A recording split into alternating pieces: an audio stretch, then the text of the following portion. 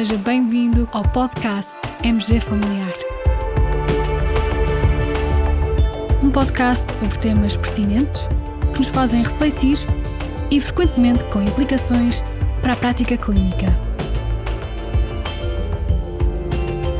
E damos as boas-vindas ao nosso anfitrião, professor Carlos Martins.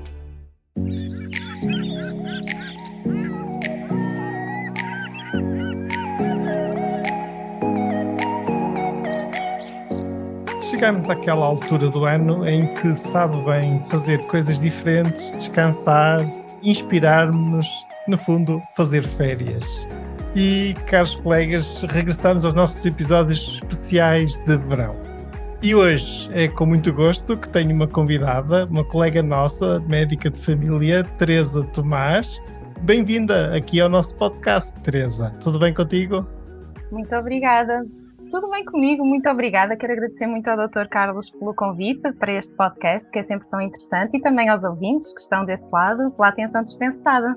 O prazer é todo nosso.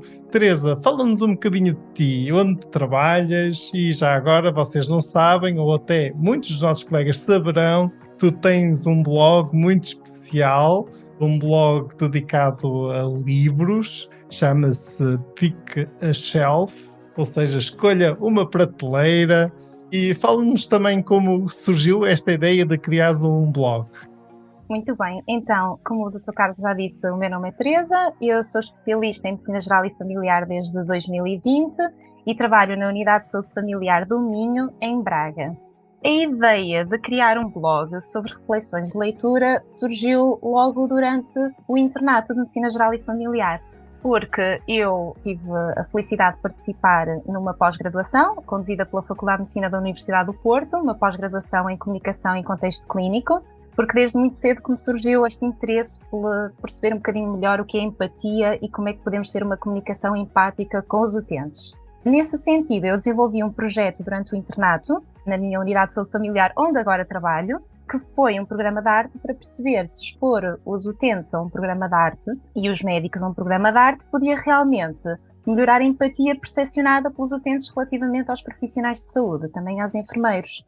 E, portanto, um dos programas de arte foi a literatura. E senti a necessidade de continuar estas reflexões, de continuar a ler, para também manter os níveis de empatia com os utentes. E então tive a necessidade de criar pessoalmente este blog e, mais em particular, esta iniciativa do Ler a Doença, que surgiu em 2022, que no fundo é uma iniciativa que está publicada no Instagram, em que todos os meses lançamos um tema dedicado à área da saúde ou a comunidades minoritárias e escolhemos um tema e um livro para ler, para existir uma reflexão relativamente a esse tema. Portanto, foi assim que surgiu a ideia. Muito interessante, Teresa. E que tal? Os livros têm-te ajudado à tal comunicação mais empática com os pacientes? Têm, muito. Na verdade, claro que nós sabemos a teoria, não é? Como é que nós devemos conduzir uma entrevista clínica, a comunicação, mas depois há aqueles temas que às vezes surgem na consulta e que são tão difíceis de lidar, como o luto ou como as populações migrantes e estes desafios. E eu sinto que na leitura consigo entrar no mundo do outro e tentar manter esta empatia que às vezes com a burocracia e tudo que temos que fazer e que também é importante, permite-me realmente refletir. E então aquela reflexão final que devemos fazer no fim da consulta, eu vou um bocadinho para casa para fazer com os livros e com as leituras. Muito giro, muito giro. Para os colegas que não conheçam, o Pick a Shelf é então um blog, um site. O endereço é www.pickashelf.com, mas depois a Teresa tem também um perfil no Instagram. Aliás, foi através do seu perfil do Instagram que eu descobri todos estes recursos que a Teresa produz e partilha connosco, e tão interessantes e tão ricos. No seu Instagram é simples, é @pickashelf e encontram. E nesse perfil do Instagram, Teresa, instituíste esta iniciativa do Ler a Doença. Falaste nisso, já agora então explica um bocadinho aos nossos colegas o que é o Ler a Doença. Sim, então, o Ler a Doença foi uma iniciativa que surgiu ano passado. Basicamente, mensalmente lanço um tema, que pode ser sobre uma patologia, como o HIV, como já tivemos este ano, ou a Covid-19, ou então pode ser a experiência de uma pessoa ter uma doença ou uma comunidade. Por exemplo, no mês passado foi a comunidade surda, não focando na parte biomédica, mas sim na parte biopsicossocial, ou seja, as barreiras que os utentes têm. E lemos alguns conjuntos de livros que as pessoas podem ler, mas é completamente livre, as pessoas podem dar outras sugestões e ler outros livros. E depois também, durante essa iniciativa, tento todos os meses fazer uma entrevista, que é em formato de live, que pode ser com um utente ou com um profissional de saúde ou até com um escritor. E, portanto, tentamos debater um bocadinho estes temas, desmistificar alguns conceitos e tenta ser o mais interativo possível. Muito bem. Quando dizes lemos, durante esse mês, o livro, refere-te a quem? Quem é que lê? Então, eu quando criei esta iniciativa, criei um bocadinho a pensar nos profissionais de saúde, mas na verdade quem lê são as pessoas que estão no Instagram, esta comunidade de leitores que existe, que podem ser pessoas que até se identificam com aquelas doenças, ou então podem ser colegas nossos, podem ser muitos colegas de psicologia, de enfermagem, também já vieram ter comigo, e às vezes é curioso porque vem muita gente da comunidade médica dar-me agora ideias, já começa a surgir pessoas a dizer, olha, gostava muito de falar sobre doenças neurológicas, como aconteceu já este ano. Será que podemos fazer uma live sobre isso? Será que podemos ler sobre esses livros? Portanto, esta comunidade de pessoas que gostam de ler e também dos profissionais de saúde, sim. Muito, muito interessante. E posso realmente também dar o meu testemunho. As lives que tu fazes no Instagram são muito interessantes e tens tido convidados muito interessantes, nomeadamente esta muito recente, relacionada realmente com a comunidade surda, e que foi uma live muito, muito interessante e que vos aconselho, colegas, a ir ao Instagram e ver essa live, porque está lá disponível para todos. E esta ideia de chamar ao teu blog Escolha uma Prateleira, no fundo traduzindo Pica-Shelf Sim. para português é Escolha uma Prateleira. Como é que surgiu esta ideia de arrumar o teu blog em prateleiras e dar este nome ao teu blog?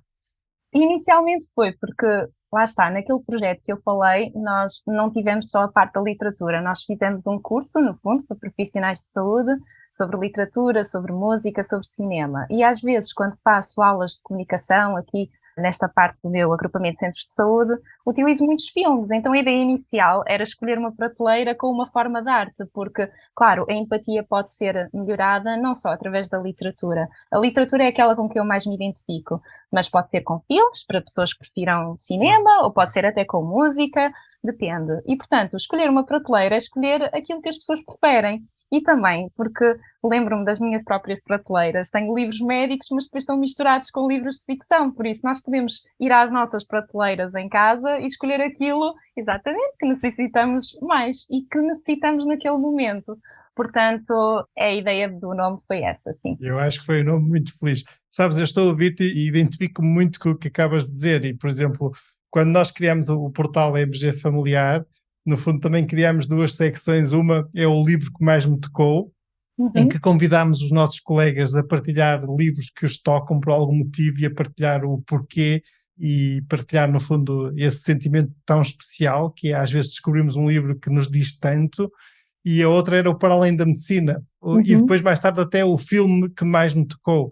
Todas essas rúbricas, no fundo, têm essa dimensão também da conexão com a arte e com aquilo que muitas vezes precisamos também e que nos faz bem e que nos inspira e que nos ajuda a crescer. Muito interessante. E então, eu sei que tu já leste imensos livros. Por isso, Alguns.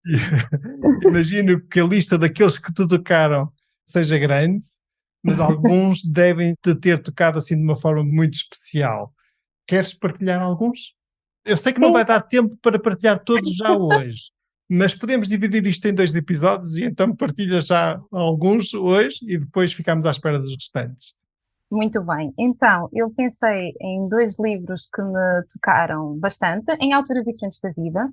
Um deles é O Coração Impaciente, do Stefan Zweig, e outro é o do Walter Ugumem, A Máquina de Fazer Espanhóis. Não sei se os ouvintes já leram algum deles. Se calhar o do Walter Ugumem é mais popular que o do Stefan Zweig, mas são os dois muito interessantes. Muito bem, então podemos começar pelo Coração Impaciente, de Stefan Zweig. Porquê é que este livro te tocou? Conta-nos, levanta-nos assim a pontinha do véu. Ora bem, o motivo pelo qual me tocou foi, este livro foi escrito na primeira metade do século XX, foi em 1939, e, portanto, o contexto sociopolítico e económico da época é muito diferente do atual. Mas, na verdade, este foi o livro que me ensinou verdadeiramente a diferença entre empatia e compaixão. Porque o livro chama-se Coração Impaciente, em português, é uma tradução literal do alemão. Em inglês é Beware of Pity.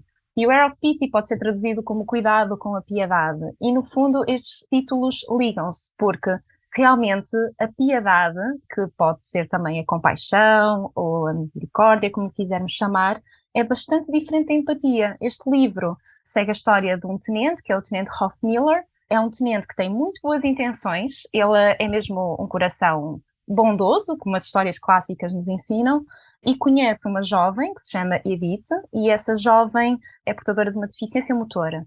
E, portanto, ela tem uma deficiência motora e necessita de se deslocar numa cadeira de rodas, mas isto é uma fonte de grande stress e ansiedade para ela, tanto para ela como para a família. E para aliviar o sofrimento desta família, este tenente acaba por mentir e dizer que a doença dela tem uma cura e que conhece um médico que a vai curar e ela vai voltar a andar.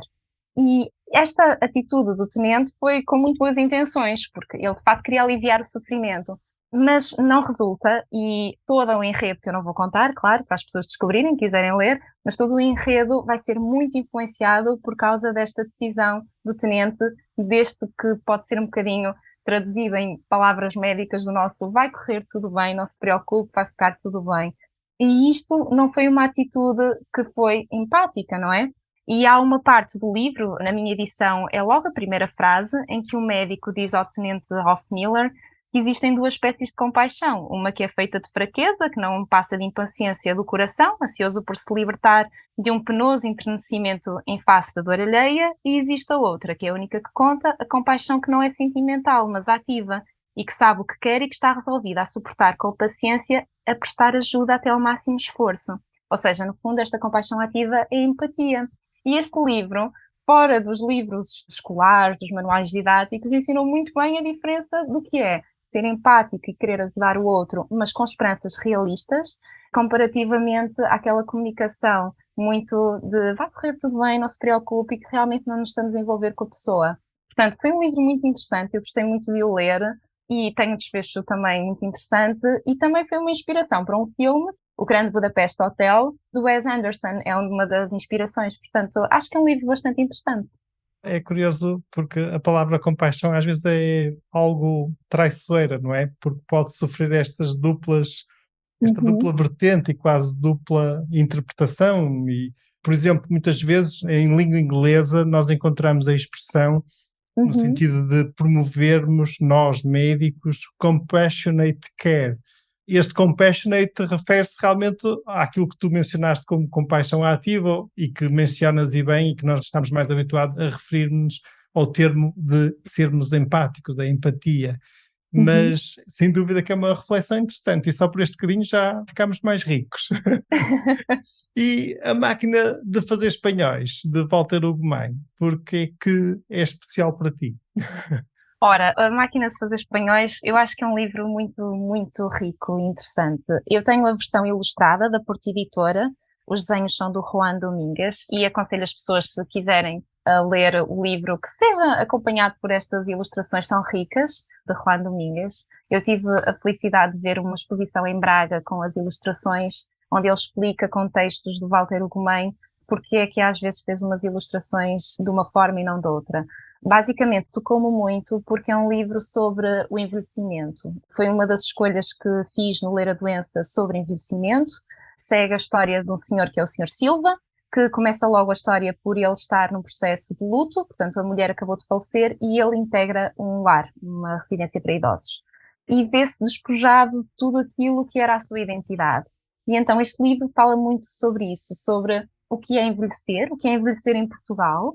É um homem que viveu o 25 de Abril, portanto, que viveu a ditadura, e há uma reflexão muito importante e interessante sobre o que é a identidade, a ausência da liberdade que havia antes do 25 de Abril e a ausência da liberdade que ele tem agora dentro do lar.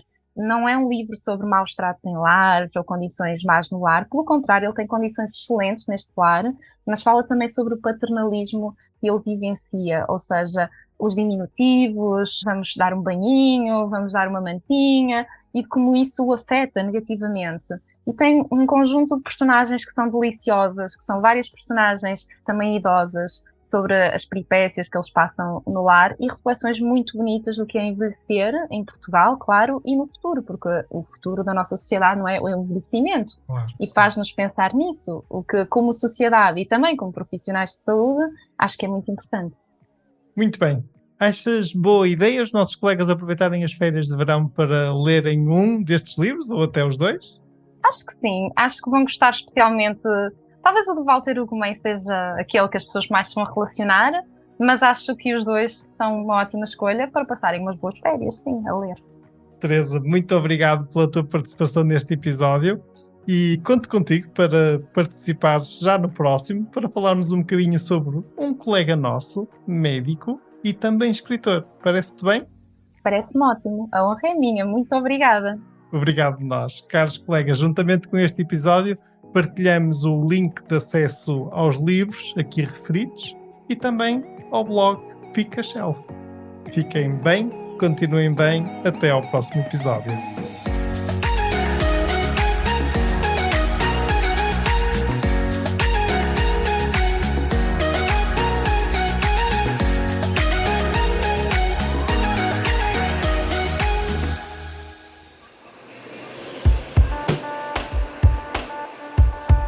Terminamos assim esta edição do podcast MG Familiar. Muito obrigada por nos ouvir. Se desejar completar a sua leitura, muitos dos conteúdos abordados neste podcast estão disponíveis em www.mgfamiliar.net. Até ao próximo episódio.